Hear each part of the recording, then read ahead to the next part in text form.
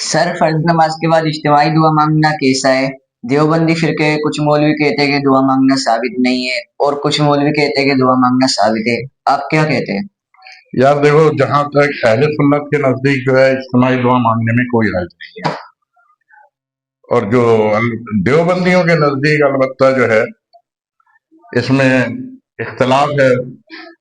बल्कि कुछ तो मौलवी ऐसे हैं जो इस मसले को लेकर इंतशार फैलाने की कोशिश करते हैं।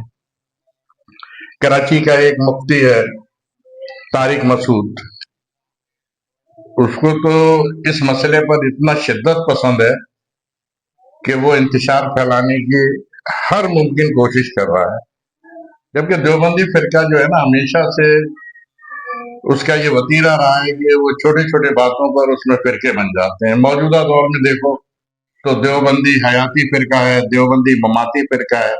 अब मुझे ऐसा महसूस होता है कि जैसे इस मसले पर भी देवबंदी एक नया गिरोह बनाने की कोशिश कर रहे हैं, क्योंकि शरपसंदी फैलाने की कोशिश की जा रही है। देखें मुफ्ती तारिक मसूद जो है इस मामले में क्या कह रहा है, सुने जरा उसकी बात को। देखो, मेरा मौक़िफ़ है कि मैं फ़र्ज़ नमाज के बाद इज्तिमाई दुआ को नहीं मानता। ये कहीं भी साबित नहीं है, ना कुरान में है, ना किसी सही हदीस में है, ना सहाबा का अमल है, ना फ़िक़्ह की किताबों में जो मुफ्ता भी कौल है कहीं भी नहीं लिखा, बल्कि इसके अगेंस्ट लिखा हुआ है। लड़कों को दलाइल देके ना तैयार करूँ और छोड़ूँ कि वो इमाम के ऊपर ना बिस्मिल्लाह अल्लाह को पढ़ के छोड़ दिया जा, और वो जाके इमाम को छेड़ रहा है। मैं तो यहाँ तक एहतमाम करता हूँ कि मैं जब जमात में पीछे खड़े होकर नमाज़ पढ़ता हूँ, इमाम दुआ मांग रहे हैं तो मैं हाथ नीचे करके बैठा रहता हूँ। देखा आपने कि किस तरीके से ये शख्स जो है कह रहा है लौंडे लफाड़े तैयार करूंगा और फिर उसको मस्जिद में भेजूंगा, वो मस्जिद में जाके मस्जिद का तकद्दुस पामाल करेंगे, वहां बहस करेंगे, मुबाहिसा करेंगे। इस तरीके से ये खुद देवबंदियों में फसाद पैदा करने की कोशिश कर रहा है। इसलिए कि देवबंद के दीगर मुफ्ती जो है, जैसे मुफ्ती आजम है इनके एक, वो कहते हैं कि भाई ये साबित है, और दीगर मुफ्ती कह रहे हैं साबित है। तो क्या ये खुद अपने देवबंदी मसाजिद में जाके इंतशार पैदा करेगा क्या? चलें आप सुने देवबंदी के दीगर मुफ्ती क्या कहते हैं इस मामले में। नमाजों के बाद भी हाथ उठाने का मसला समझ लीजिए, इस बारे में भी मुख्तलिफ किस्म की गलतफहमियां पाई जाती हैं। बाद लोग ये समझते हैं कि नमाज के बाद हाथ उठाकर दुआ करना साबित नहीं रसूल करीम सल्लल्लाहु अलैहि वसल्लम से, तो ये बात सही नहीं। रसूल अक़दस सल्लल्लाहु अलैहि वसल्लम से नमाज फर्ज के बाद हाथ उठाकर दुआ करना साबित है, और हज़रत सल्लल्लाहु अलैहि वसल्लम ने इसकी फजीलत भी बयान। फ़र्ज़ के बाद इज्तिमाई दुआ सही हदीस से साबित है, साबित दोहरी है, हदीस से साबित है, इकामत दोहरी है। मैंने कहा ये दोनों मसले आप उस किताब में देख रहे हैं, नमाज रसूल। मैं किताब का नाम क्यों दे रहा हूँ? ताकि सारी हदीसें आपको मिल जाएँ। अच्छा मुझे ये बताओ कि रसूलुल्लाह सल्लल्लाहु अलैहि वसल्लम फ़र्ज़ नमाज के बाद ख़ुद दुआ मांगते थे? जो इज्तिमाई दुआ को नहीं मानते वो हुज़ूर की दुआ मानते हैं कि नहीं? बताओ। अच्छा नबी पाक सल्लल्लाहु अलैहि वसल्लम दुआ मांग रहे हो, सहाबा उठ के चले जाते होंगे? बताओ। आप इस बात पर यकीन कर सकते हैं कि हुज़ूर पाक दुआ मांग रहे हो, सहाबा उठ के चले जाएँ? तो उसको तो ज़ौक़ ही नहीं मानता। पता नहीं आप कैसे मानते हैं। अच्छा जी, फ़र्ज़ बाद कलिमात कौन से हैं? कहते हैं अल्लाहुम्मा अंता सलाम मिनका सलाम तबारक या जलाल वल इकराम।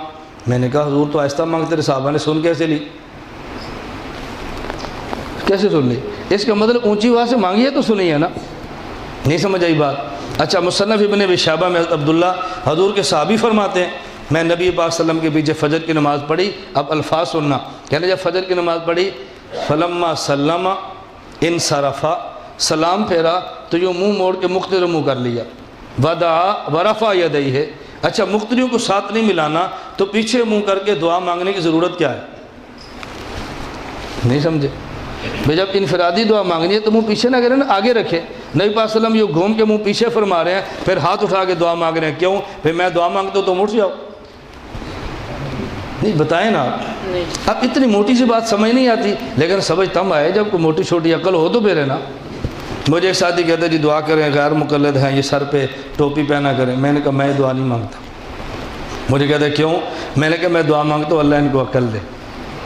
कहते जी हम क्या कहते हैं, आप क्या दुआ मांगते हैं? मैंने कहा भी देखो अगर किसी बंदे के पास पैसे हों तो फिर बटुआ रखता है ना, पैसा ना तो बटुआ क्या करेगा? जब सर में अकल ही नहीं है उसने टोपी करनी क्या है? نہیں ٹوپی ہوگی تو حفاظت کے لیے اس کو عقل ہوگی تو حفاظت کے لیے ٹوپی بھی چاہیے نا. اس میں عقل ہی نہیں ہے اور آپ کہتے ہیں وہ ٹوپی پہنتا پھرے وہ بیوقوف ہے. ایسا کبھی نہیں ہوگا. دعا کریں کہ اللہ ان کو عقل عطا فرمائے. فرض نماز کے بعد اجتماعی دعا مصنف ابن ابی شیبہ بہقی میں اور اسی طرح اعلاء السنن میں اس پر کم از کم 1 درجن حدیث موجود ہے کہ نماز کے بعد اجتماعی دعا کر سکتے ہیں. آپ دیکھ لیں میں ان تینوں کتابوں کا حوالہ دے رہا ہوں. کوئی مولوی صاحب کہے جی مجھے نہیں ملا تو اس کو نہیں ملا نا, اس کی کمی ہے, اس کو آپ اس پہ تو نہ ڈالیں. محدث یوسف بن نوری رحمہ اللہ نے معارف السنن کے اندر ادعیہ کے تحت 6 روایتیں ذکر کی ہیں نماز کے بعد دعا کی. 6 روایات محدث یوسف بن نوری نے ذکر کی. اور پھر بھی لوگ کہتے ہیں جی دعا کی ضرورت نہیں ہے. تو میں ایک خلاصہ دیتا ہوں. خلاصہ یہ ہے کہ جسے اللہ سے مانگنے کی ضرورت ہے وہ نماز کے بعد مانگ لے, کیونکہ حدیث میں نماز کے بعد دعا قبول ہوتی ہے. جنہوں لوڑ کوئی نہیں اٹھتے چلا جاوے, جس ضرورت نہیں ہے وہ چلا جائے. بابا ہمیں تو ضرورت ہے ہم مانگتے ہیں.